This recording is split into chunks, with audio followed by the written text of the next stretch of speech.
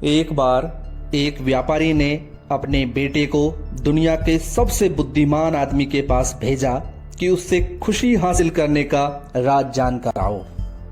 लड़का रेगिस्तान में 40 दिनों तक भटकता रहा। फिर उसे एक ऊंची पहाड़ी पर बहुत ही खूबसूरत महल दिखाई दिया, जहां वह बुद्धिमान व्यक्ति रहता था। महल के मुख्य कमरे में जब वह घुसा तो देखा वहां कोई साधु संत नहीं था और न ही कोई शांत सौम्य वातावरण, बल्कि वहां तो बहुत सारे व्यापारी आ जा रहे थे। कुछ लोग इधर उधर कोनों में खड़े बातें कर रहे थे। छोटा सा ऑर्केस्ट्रा संगीत की मधुर धुन बजा रहा था।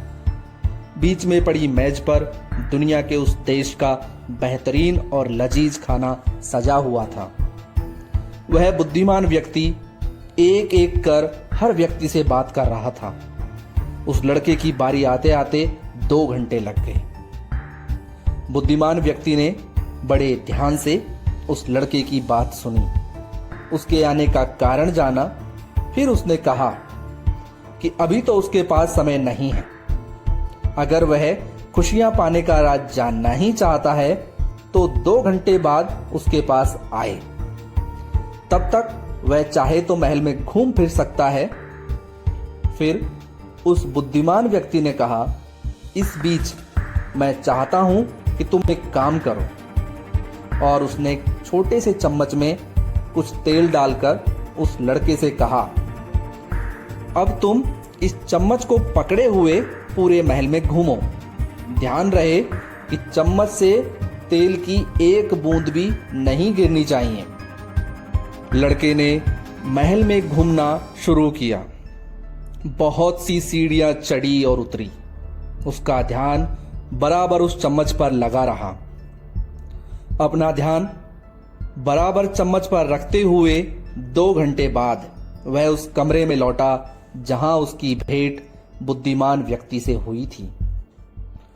अच्छा, क्या तुमने मेरे मुख्य भोजन कक्ष में टंगे बैल बूटेदार ईरानी पर्दों को देखा? बुद्धिमान व्यक्ति ने लड़के से पूछा। तुमने वह बाग देखा जिसे इतना सुंदर बनाने में मेरे मुख्य माली को 10 साल लगे हैं? तुमने मेरे पुस्तकालय में रखे चर्म पत्र वाले ग्रंथ देखे? लड़के ने लज्जित होते हुए स्वीकारा, यह सब तो नहीं देखा मैंने। मेरा ध्यान तो बराबर इसी पर लगा रहा कि चम्मच से तेल की एक बूंद भी जमीन पर न गिरने पाए। तो वापस जाओ और दुनिया की अद्भुत वस्तुओं को देखकर आओ, बुद्धिमान व्यक्ति ने लड़के से कहा। अगर तुम किसी व्यक्ति के मकान को नहीं जानते तो तुम उस व्यक्ति पर विश्वास नहीं कर सकते। लड़के ने राहत की सांस ली। उसने चम्मच उठाया और एक बार फिर से महल देखने निकल पड़ा। इस बार उसने छत और दीवारों पर बनी सुंदरतम कलाकृतियों को देखा। बाग बगीचे देखे, चारों तरफ फैले पहाड़ देखे, फूलों की खूबसूरती देखी। सारी चीजें बड़े करीने और सुरुचि के साथ संजोई गई थी। बुद्धिमान व्यक्ति के पास लौटकर उसने सारी बातें विस्तार से बताई। लड़के की बात सुनकर बुद्धिमान व्यक्ति ने पूछा, लेकिन वो तेल कहाँ है जो मैंने तुम्हारे सुपुर्द किया था? लड़के ने चम्मच की ओर देखा तो पाया कि वह अब खाली था। मैं तुम्हें बस एक ही सलाह दे सकता हूं, बुद्धिमानों से बुद्धिमान उस व्यक्ति ने लड़के से कहा।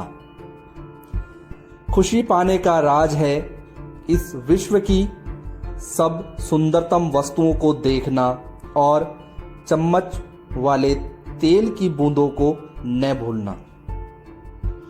दोस्तों, कहानी बहुत खूबसूरत है और इसी में इसका अर्थ छुपा हुआ है। आप समझ ही गए होंगे। धन्यवाद।